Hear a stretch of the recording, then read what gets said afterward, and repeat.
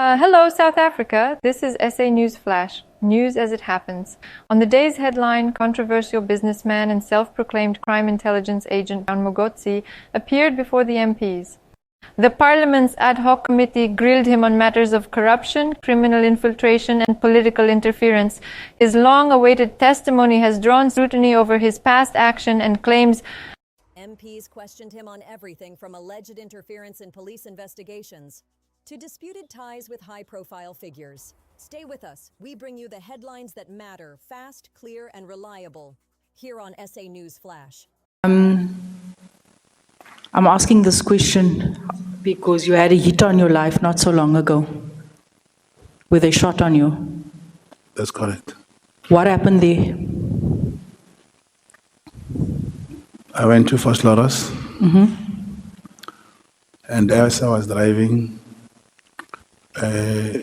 towards, after passing the garage, I saw one car. It was a buggy with some sports lights. But on top of the sports light, one light was not working. And as I drove faster, the car drove faster. When I turned a particular direction, the car started following me. Then I sent the security guys to say, hey, I'm being followed.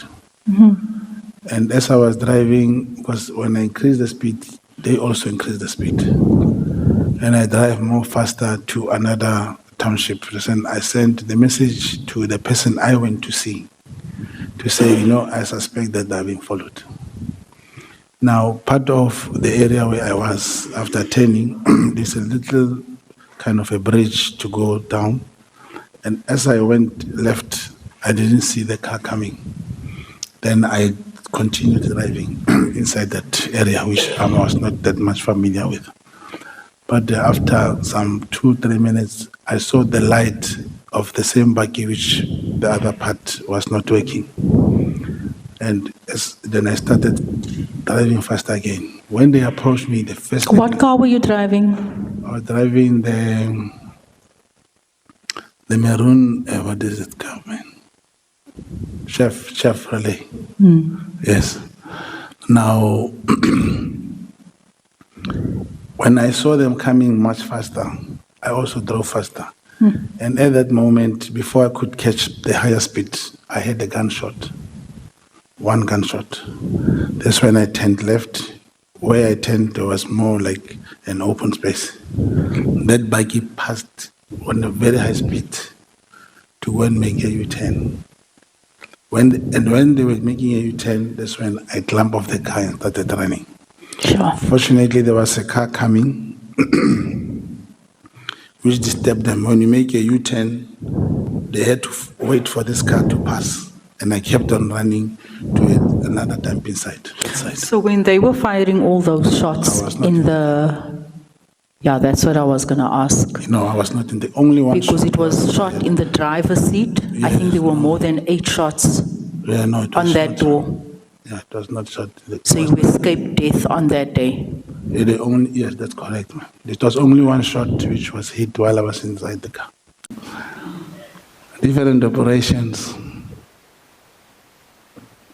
Let's say the last 3 amounts you received.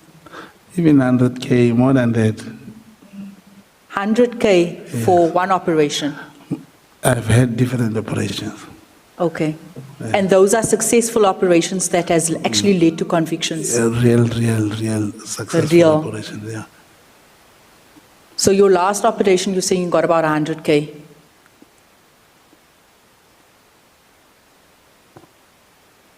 You see, Mr. Mogotsi, time is running out. Yes, I'm trying to show you something now. Yeah. There's an operation. Maybe I've got some money, I'll book hotels, I'll even get some cash, put in an account in the bank, rent maybe 2-3 cars for different people. It's a different, sophisticated operation. I wish there could be a way to deal with this, not in a manner of the public, or like we spoke about the intelligence. Mr. Mogotsi, what was the most you've ever been paid? I cannot, I don't know how can I put that. You can just tell us. It's not difficult. No, like I spoke about 100K. 100K. How many operations have you participated in?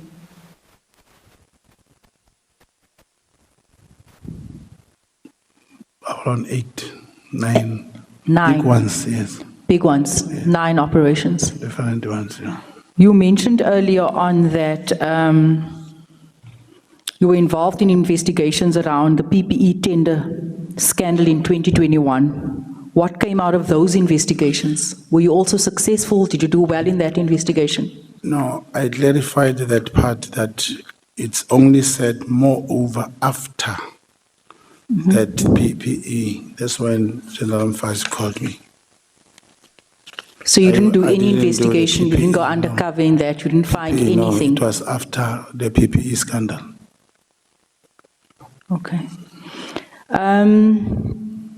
At any stage, did you provide intelligence relating to drug trafficking or drug dealing networks? Have you ever been involved in an operation pertaining to drug dealing? No.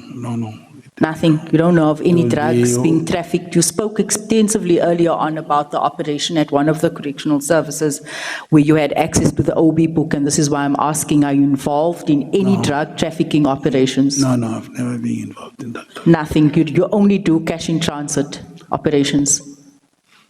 Yeah, no, not only, including, it was this other 2, 3 cases of kidnapping. Kidnapping. That's correct. Okay, so what about kidnapping? What is, you see, now it's cases of kidnapping where people are kidnapped. We're not, and we're not all successful out of the 3.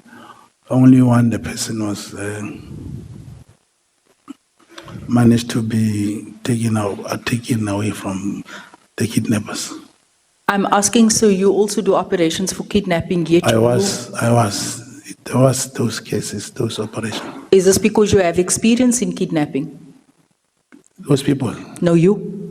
No, you get to. You don't have no experience in kidnapping. You've never kidnapped anyone. No. Okay. Have you ever visited the minister at his official residence? Yes, we went. It was was it last year or 2024? Last year you visited him for what? No, the meeting last year in January could not take place. The other one was when I brought the ANC leaders from the Northwest to go and visit to raise their issues. Okay, so you're quite involved with the minister. Yeah, as a comrade, yes. As a comrade. Yeah. So you're part of the meetings at his official residence And with then other comrades. No, you know, when you bring leaders to meet another leader, you don't form part of the meeting. Okay, so you Like, facilitate the minister's yeah. meetings with other leaders within the ANC. Yeah, that's correct. Okay. Even last time, yeah, you know, Lieutenant General Kumal was talking something like a chair, something like an ice boy. That's the small thing I do in the ANC. I want to ask, how often were you in contact with Mr. Kabinde? Because it now would appear that the two of you arranged the minister's meetings. Maybe call me. You arranged those meetings 3 times. We never, it was only after September when I was trying to arrange this meeting with the minister and I spoke to him. Why did Mr. Kabinde say you were a newsbreaker? And you send him stupid messages. He told us you send him stupid messages, you're a newsbreaker, and you annoy him. Why did he say that about you? I don't know. I'll ask him. Lying to who? Well, we've had 2 different sides of, what seems to be going on in SAPS. You are at the center of it. So do you agree with, the allegations that have been made by General Mkhwanazi? Do you agree with Minister Senzo Mkhwenu's version? Who are you here to protect and support? Yeah, it's not about protection. And I believe who alleges must prove. And I believe General Mkhwanazi will still appear and bring evidence. The same in Madlanga, I'll be applying for his cross-examination. So he must prove. I did not know on the side of Minister Senzumkunu, I hear they're talking about the PKTT, which is an administrative matter that I cannot comment about. It is those in authority who will know the decision was appropriate or not. But in relation to being part of the cartels and all these things, it's not true. I know it's not true. Okay, do you appreciate that Minister Hunu is accused of being part of the cartel or disbanding the PKTT, everything that is alleged against him because of you? No, I don't appreciate it. It cannot be because of me. I did not write this letter. No, it is said that you were the go-between between Minister Hunu and Kat Matlala. If Kat Matlala and myself, including Minister Senzumkunu, were somehow in cahoots, Minister wouldn't have insisted on the review and subsequently have the contract terminated. Yes, that's the contract, but then the PKTT, you apparently have been pushing that the PKTT must be disbanded because it's bothering your friend that you're investigating, Mr. Matlala. No. And those, it's so important that irrespective of who is involved in what, if even today, I believe if Kat Matlala has a case to answer, he must answer for it.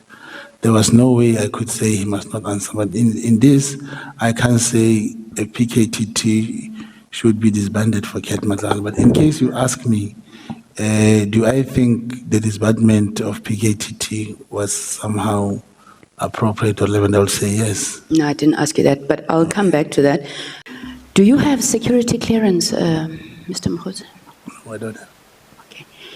You testify that you sent a picture to Lieutenant General Mkwanazi, which shows a picture from a presentation from Crime Intelligence, where you said Lieutenant General Kumalo is pushing a narrative that he's involved in cash transit heists. How did you access this information, and were you permitted to have access to this information? No, the source gave it to someone, and it came to me also through my... But you've been telling us the whole day here about classified information, so you don't have security clearance. How do you get access to classified information?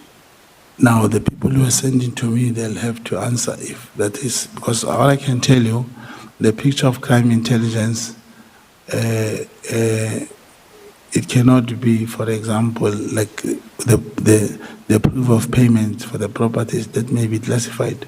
And the picture of a presentation... You know it's against the law to have classified information when you do not, you are not entitled to such. Yes, I heard so. Okay. All right, let's move to TT disbanded. I didn't even know it could be disbanded. I didn't know if there's any way. I thought it's a formal structure. I didn't know where it came from and where it could be disbanded. I never promised him such. The important thing that is very crucial about the questions that you have just asked, like I said, it's unusual for me to sit the whole day, one get exhausted, but I remembered that the day to pay that payment was the 31st, and where I spoke about the meeting between Sibiya and what was never a message, I concocted that message. I think it's in my Medlanga statement, that the message, that's when Kat decided not to come to Cape Town, because he realized that the meeting was not going to take place. Okay, I'm going to ask you for the record so that as and when you answer, you know that you run the risk of perjuring yourself. That's correct. Whether you deny, you don't deny, I just wanted to put it on record that if you're lying, you are perjuring yourself. Thank you. Did you discuss with General Sibiya and Minister Mchunu the disbandment of the PKTT? Never. And we never had a meeting, myself and General Sibiya and Senzumkunu.